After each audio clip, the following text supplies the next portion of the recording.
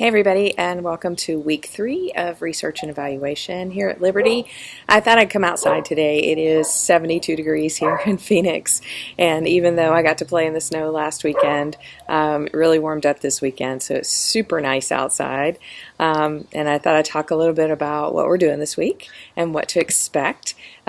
This week we are going to talk a little bit about descriptive statistics, so you will start exploring some of the math side of research, some of the things that y'all had indicated you had a little bit of concern about. We'll be talking about the ways that we use numbers, just very basic ways we use numbers. You have several presentations about frequency distributions, which is also called the normal curve, and how we use descriptive statistics, it's a little hard to say, to define averages, to define the mode of a sample or of a population. You have a discussion board this week, literature review due for your proposal paper, and an exercise in statistics that's called a web calculator exercise. So it's a pretty heavy week, so I want to get you prepared for that. Let me start off by saying none of what we talk about in terms of assignments goes into live text this week. It's all just submitted in Blackboard.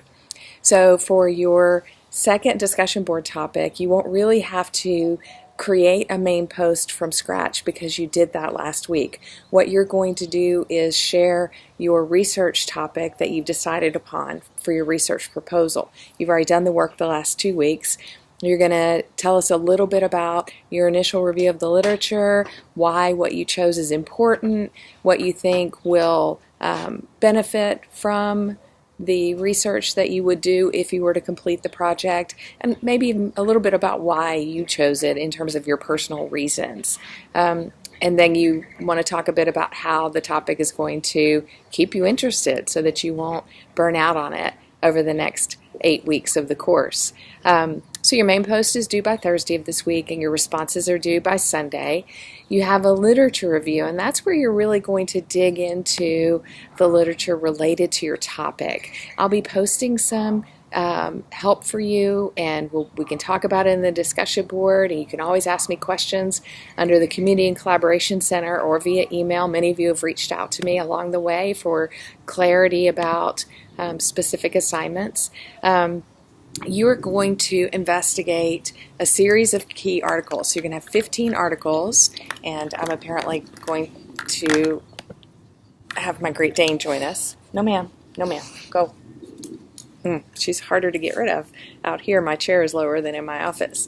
So in those 15 citations, 5 of them have to be within the last 5 years. So you're showing how your topic has been addressed in the literature, but more specifically how it's been most recently addressed. All 15 can be within the last 10 years, and that's a pretty typical way of looking at a literature review. And then you want to look at 3 to 5 text pages, which is just a summary of what you're reading. So here's what a literature review is not. A literature review is not Smith and Jones 2008 did a study of 14 teachers of secondary education, and they found XYZ. And then Bartlett and Winston in 2009 did a study of 500 secondary education teachers, and they discovered ABC. So instead of giving me, here's a study and here's what happened, here's a study and here's what happened, you're going to organize by themes. So the literature has addressed the challenges of foster care placement in terms of the family that takes the child in. And you're going to give me some research, some studies that relate to the family. And then maybe as well as the age of the child when they're placed in foster care. So you may give me some literature around that. And also the types of mental health care that the child receives while in foster care. So you might give me some studies about that. So your subheadings will actually be the general themes or topics of the literature that you're reading. I'm going to share with you an APA template that you can use in any Liberty manuscript or paper that you're writing that'll just give you a general way of organizing an APA, so you don't have to sweat the APA stuff, and you can just insert your content. So You have your discussion board where you're going to be talking about your area of interest and talking with each other back and forth about your areas of interest. By the way, if you see somebody else who's researching something similar to you, you may want to share resources instead of everybody reinventing the wheel and going through the same literature review. Then you're going to do this 3 to 5 text pages, so by the time you add an APA title page and a reference page with 15 references, you'll probably have 2 reference pages.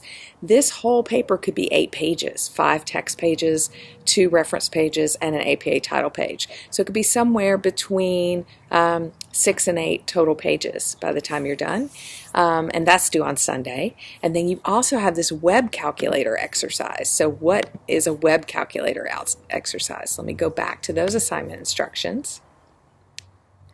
Now, not everyone is able to use a web calculator when they get into this assignment, and I find that some people are able to do it with another type of calculator and simply show me the way that they work the problem, and that's fine too.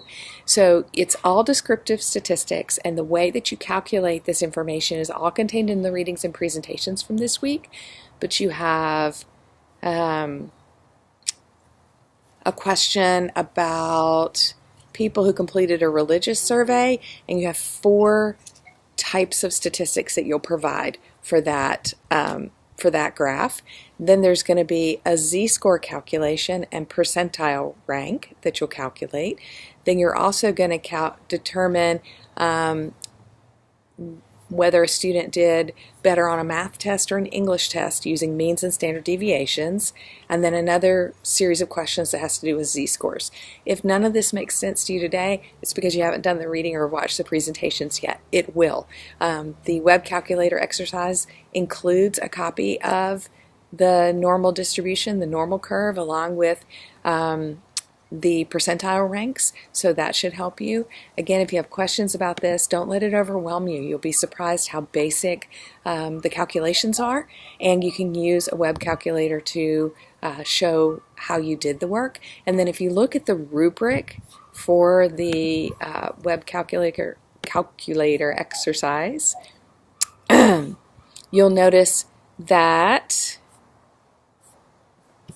oh, I lost the rubric. The rubric itself does not require that you get the answers correct. Just that you made a good effort and that you showed your work. Okay, so don't make it too hard on yourself. This particular assignment is due by Sunday also.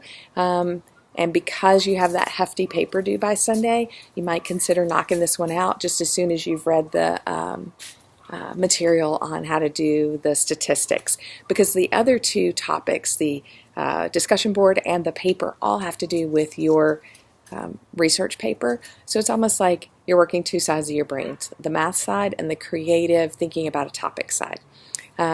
So as you work this week, I hope that you are able to learn some things. I hope that you are able to take deep breaths and take it all in slowly and realize that you don't have to be a stats whiz to be comfortable enough to do the work in a research class, and I will help you with it.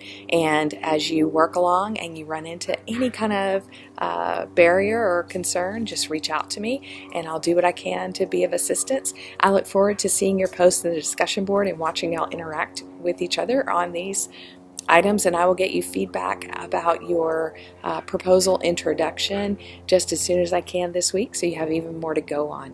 So everybody have a wonderful week and have a great rest of your day after viewing this. It's so good to have you in this class. Take care.